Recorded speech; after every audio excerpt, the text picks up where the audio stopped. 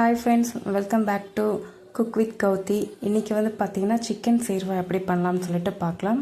தேவையான பொருட்கள் இங்கே இமேஜஸில் கொடுத்துருக்கேன். சின்ன வெங்காயம், கசகசா, மிளகு, சீரகம், சோம்பு, பட்டை, லவங்கம்,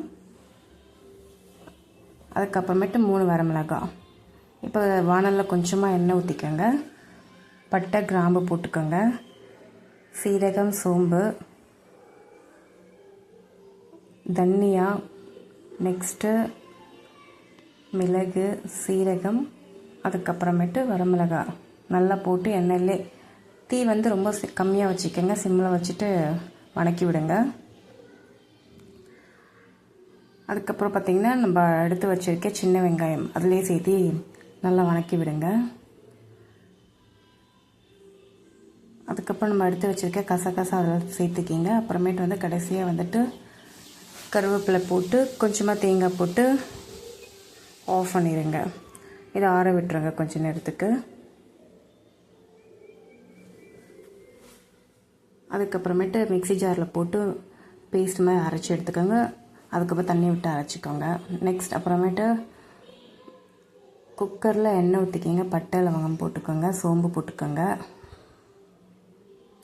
அதுக்கப்புறம் நம்ம கட் பண்ணி வச்சுருக்க பெரிய வெங்காயம், ஒரு பச்சை மிளகாய், கருவேப்பிலை போட்டு வதக்கி விடுங்க. அதுக்கப்புறம் நம்ம இந்த பெரிய தக்காளி 2 நாங்கள் வச்சுருக்கோம் கட் பண்ணி சேர்த்திக்கோங்க.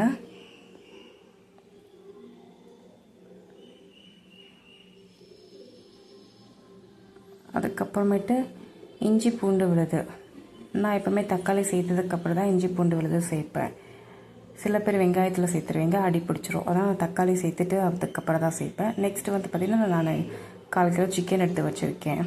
சேர்வாக்காக மட்டும் தனியாக எடுத்து வச்சுருந்தேன் சிக்கனு.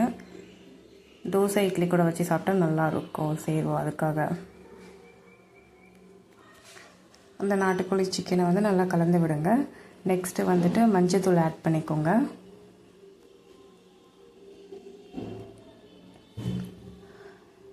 அதுக்கப்புறமா கொஞ்சோண்டு உங்களுக்கு தேவையான அளவு உப்பு சேர்த்திக்கோங்க. சேர்த்து கலந்து விடுங்க.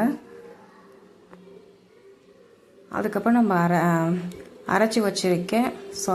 இப்போ வந்து பார்த்திங்கன்னா மிளகாத்தூள், வரமிளகாத்தூள் சேர்த்துக்கோங்க. உங்களுக்கு எவ்வளோ காரம் தேவையோ அதுக்கு ஏற்ற மாதிரி சேர்த்துக்கோங்க.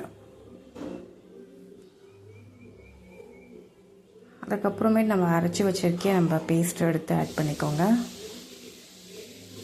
சிக்கன் எல்லாமே சேர்த்து வணக்கி விட்டதுக்கப்புறம் நம்ம அரைச்சி வச்சுருக்கிறத எடுத்து ஊற்றுங்க. அப்போ தான் வந்து குக்கர் க்ளோஸ் பண்ணிவிட்டு எடுக்கப்போ நல்லா ஸ்மெல் இருக்கும், நல்லா அரோமாவாக இருக்கும். அதுக்கு முன்னாடி ஆட் பண்ணிட்டோம்னா அந்த ஸ்மெல்லாம் போயிடும். அதுக்கப்புறம் கொஞ்சோண்டு garam masala, 1 table spoon.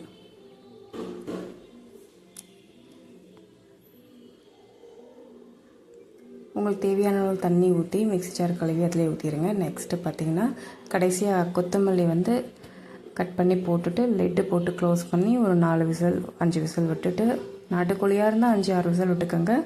Broiler கோழியாக இருந்தால் ஒரு 3 விசிலே போதும்னு நினைக்கிறேன்.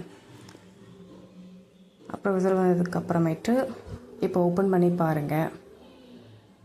சிக்கன் சேர்வா ரெடி ஆகிடுச்சு. இதில் கொத்தமல்லி தூவி கொஞ்சமாக லெமன் வந்து ஸ்க்வீஸ் பண்ணிவிட்டு சர்வ் பண்ணி சாப்பிட்டு பாருங்கள். எப்படி இருக்குன்னு நல்லாயிருக்கும்.